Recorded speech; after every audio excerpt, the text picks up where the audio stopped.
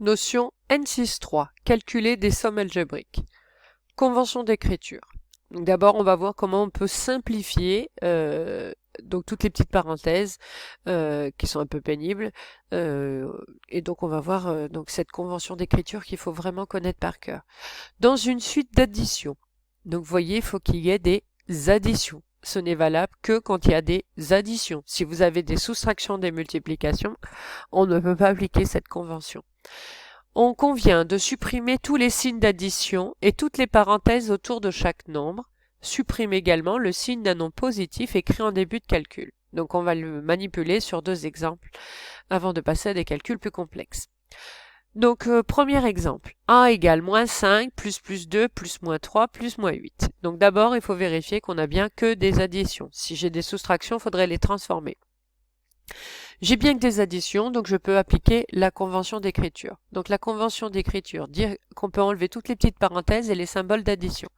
Attention, les symboles d'addition et pas les signes. On a vu qu'il y avait différentes notations entre le moins du signe et le moins de la soustraction, le plus du signe et le plus de l'addition. Ce sont pas, même si c'est codé de la même manière, ils sont pas au même endroit. Donc là, on doit enlever les petites parenthèses. Donc là, moi, l'ordinateur, j'aligne bien pour que vous vous en rendiez compte, d'accord?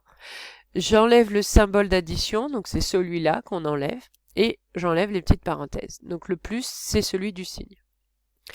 Donc pareil, symbole d'addition, je l'enlève, parenthèse, je l'enlève, je garde le signe, et là, j'ai moins 8. Voilà le calcul écrit sous forme simplifiée. Deuxième exemple. Donc c'est pareil, c'est bien que des additions. Donc j'enlève les symboles d'addition, les petites parenthèses. Ça, c'est la première convention d'écriture.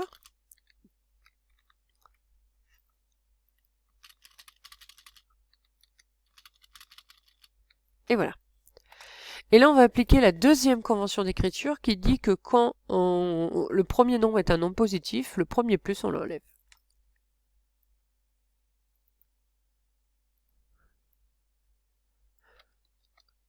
Donc bien faire attention, voilà. Donc on peut le faire en une étape, hein. Là c'est juste pour pouvoir travailler la convention d'écriture que je l'ai mis en deux étapes. Donc bien faire attention à ces conventions d'écriture. Et donc ces conventions d'écriture vont arriver une fois qu'on a bien que des additions. Ensuite, règle de calcul. Donc vous voyez que là il y a beaucoup de choses à vérifier. Pour calculer une expression, ne figure que des additions et des soustractions de nombres relatifs. D'accord? Donc la règle sur le produit et le quotient de nombres relatifs sera vue qu'en quatrième. Qu'est-ce qu'on fait? 1. On commence par transformer l'expression pour n'écrire que des additions. Donc c'est la règle numéro 3. Dès qu'il y a des soustractions, je les transforme en additions. Donc ça c'est obligatoire, c'est à faire au début. 2.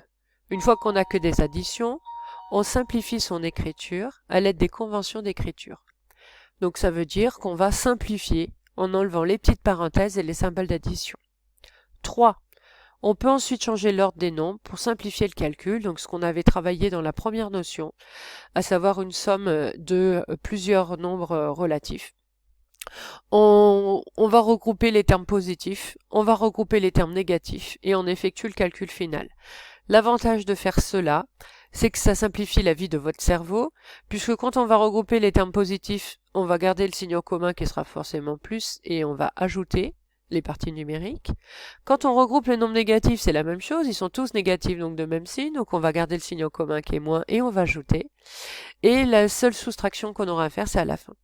Donc le dernier calcul, on aura un nombre positif plus un nombre négatif, et donc on fera la règle numéro 2. Si vous ne changez pas l'ordre des termes et que vous les prenez dans l'ordre où ils arrivent, on peut aussi, sauf qu'à chaque fois, il va falloir réfléchir. J'applique la règle numéro 1 ou la 2? L'avantage de regrouper les nombres positifs et négatifs fait que vous n'avez pas besoin de réfléchir à quelle règle appliquer. Donc toujours essayer de simplifier la vie de votre cerveau. Des fois, il vaut mieux faire des étapes en plus et simplifier la vie de votre cerveau pour que ce soit plus facile pour lui et qu'il fasse moins d'erreurs. Alors, exemple. Donc d'abord, j'ai mon expression ici, A. Je vois qu'il y a des soustractions, donc je les transforme. Je rappelle que je transforme bien sûr que les soustractions. Donc là, j'ai une soustraction, j'ajoute. L'opposé de moins 7, c'est plus 7. Attention par contre, hein, les les symboles d'addition, je les garde. Hein. Là, j'ai encore une soustraction, j'ajoute l'opposé. Donc, l'opposé de moins 11, c'est plus 11. Encore une soustraction, l'opposé de plus 19, c'est moins 19. Là, c'est une addition, donc je la garde. Et là, c'est une soustraction, donc j'ajoute l'opposé. L'opposé de plus 3, c'est moins 3. Ensuite, donc bien faire attention qu'on ne fait pas tout en même temps. Hein. C'est bien les étapes les unes après les autres. Sinon, après, votre correcteur, on peut pas comprendre ce que vous faites. Donc, si on peut pas comprendre, on risque de vous enlever des points, même si c'est juste. Donc, bien faire attention, il faut de ne pas sauter d'étape. Donc, maintenant, je simplifie. Donc, j'enlève les symboles d'addition et les petites parenthèses. Le premier nombre positif, donc j'enlève aussi le signe. Donc là, j'ai plus 7. Moins 5, plus 11, ah, celui-là j'ai oublié son signe, moins 19, moins 4 et moins 3. Donc là j'aligne bien pour que vous voyez bien qu'on a enlevé les symboles d'addition et pas les signes. Étape suivante, je regroupe les termes suivant leurs signes. Donc je vais d'abord commencer par les positifs, donc j'ai le 8, ensuite j'ai le 7, j'ai le 11 et c'est tout. Ensuite les négatifs, donc j'ai le moins 5, j'ai moins 19, moins 4 et moins 3. Et donc là, on va appliquer les règles qu'on a vues. Donc je n'ai le droit que d'ajouter que 2 nombres à la fois, hein, donc il va falloir faire des étapes. Attention maintenant, étant donné que le nombre, on ne peut pas le dissocier de son signe, quand je vais les regrouper, il faudra que je souligne le signe aussi. Donc 8 plus 7, ça fait 15, le plus 11 ne bouge pas. Ils sont de même signe, donc c'est négatif, j'ajoute. 5 et 19, ça fait 24. Ils sont de même signe, je garde le signe en commun, j'ajoute. 4 plus 3, ça fait 7. Ensuite, ces deux-là, je peux les regrouper. Et les deux négatifs encore. Il est important de bien souligner pour qu'on comprenne ce que vous faites. Donc, ils sont tous les deux positifs, le résultat est positif. Comme il est au début, je ne mets pas de signe. Donc, 15 plus 11, ça fait 26. Ils sont tous les deux négatifs, donc je garde le signe en commun, j'ajoute 24 plus 7, on obtient 31. Dernière opération, je réfléchis, j'en ai un positif, un négatif, donc ils sont de signes différents. Je garde le signe de celui qui est la plus grande partie numérique, entre 21 et 31, c'est 31 le plus grand, donc ça sera négatif. Je suis sous forme simplifiée, donc il n'y a plus de parenthèse. Bien faire attention, 26 moins 31 n'est pas une soustraction, mais bien une addition du nombre positif 26 et du nombre moins 31 qui est négatif. Là, donc bien réfléchir, hein, la soustraction n'existe pas, ce sont bien que des additions. Quand vous voyez un moins, c'est qu'on ajoute un nombre négatif. Donc je soustrais, comme ils sont de signes différents, de 26 pour la 31, donc 26 pour la 30 il manque 4, de 30 pour la 31 il manque 1, donc j'obtiens moins 5. On passe à l'exemple B. Première étape, j'enlève toutes les soustractions. Enfin, je transforme. J'ajoute l'opposé. L'opposé de moins 5, c'est plus 5. Je transforme la soustraction, j'ajoute l'opposé, de moins 19, c'est plus 19. Ça, c'est une addition, je la garde. Et là, c'est une soustraction, et donc je prends l'opposé, de plus 27, c'est moins 27. Donc, si vous appliquez bien les règles, une par une, les unes à la suite des autres, et que vous regroupez bien en respectant les consignes qu'on a données, vous ne vous tromperez pas. Parce qu'on fait des petites étapes les unes à la suite des autres, des petits calculs à chaque fois, et on ne peut pas se tromper. Par contre, il faut vraiment, vraiment vous entraîner pour appliquer les règles qu'on demande. Étape suivante, je simplifie en enlevant les symboles d'addition et les petites parenthèses.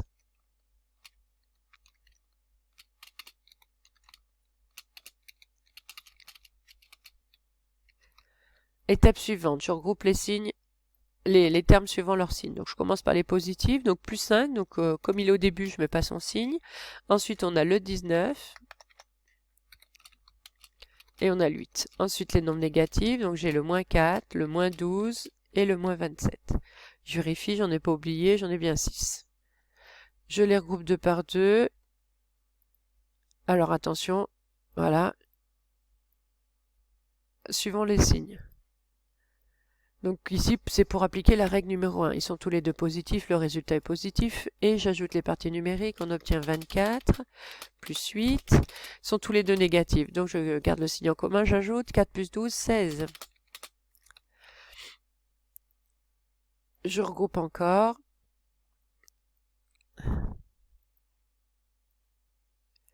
Ils sont tous les deux positifs, le résultat est positif et j'ajoute les parties numériques. 24 plus 8, on obtient 34. Pas du tout, 32. Je suis là. Hop. Ils sont tous les deux négatifs, on garde le signe en commun et j'ajoute les parties numériques. 16 plus 27. Alors, 7 et 6, ça fait 13. Donc j'écris 3, je retiens 1. 1 plus 2, ça fait 3. Avec la retenue, ça fait 4. Dernier résultat, je calcule. Ils sont de signes différents. J'applique la règle numéro 2. Je garde le signe dessus qui a la plus grande partie numérique. Entre 32 et 43, c'est 43 le plus grand, donc ça sera négatif. Je mets pas de parenthèse puisqu'on est sous forme simplifiée. Et je soustrais de 32 pour aller à 43, donc il manque 11. Remarque, si après l'étape 1, il y a des nombres opposés, il est judicieux de les regrouper comme leur somme est égale à 0. Donc ça, c'est ce que j'avais fait comme remarque avant. Donc c'est plus judicieux parce que si vous mettez le positif avec les positifs, le négatif avec les négatifs, vous allez faire de calculs inutiles. Alors exemple, donc il y a moins de termes, hein. Donc attention par contre à l'ordre des opérations bien sûr. On ne fait ça que quand on a des additions. Donc les soustractions, il n'y a pas le choix, il faut les enlever. Faut les transformer, pardon. L'opposé de moins 3, c'est plus 3. Voilà, donc là j'ai bien que des additions, et là je me rends compte qu'il y a deux nombres opposés. Donc je les écris à côté. Le moins 3 plus le plus 3. Et les deux autres, je peux les recopier.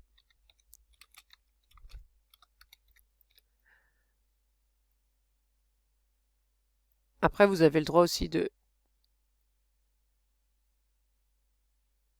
Voilà. Et après, je pourrais simplifier. Donc là, ça fait 0. Et ensuite, je simplifie les écritures. Moins 8 plus 5. Alors, ils sont de signes différents. Je garde le signe dessus qui a la plus grande partie numérique. Donc, le signe du 8. Donc, c'est négatif. Et je soustrais de 5 pour la 8. Il manque 3. On obtient moins 3. Alors, je vous propose d'autres exemples. En regardant la vidéo. Toujours avec des sommes algébriques. Donc algébrique, ça veut dire qu'il y a à la fois des additions et des soustractions, puisqu'en fait ça s'appelle bien une somme, puisqu'en fait on a vu que la soustraction n'était pas une vraie règle de calcul. Et ensuite, vous avez encore une vidéo. Cette fois-ci, ce sont des calculs de somme déjà écrites sous forme simplifiée. Donc on n'a plus de parenthèses, il n'y a plus de symbole d'addition. Ça à vous de reconnaître...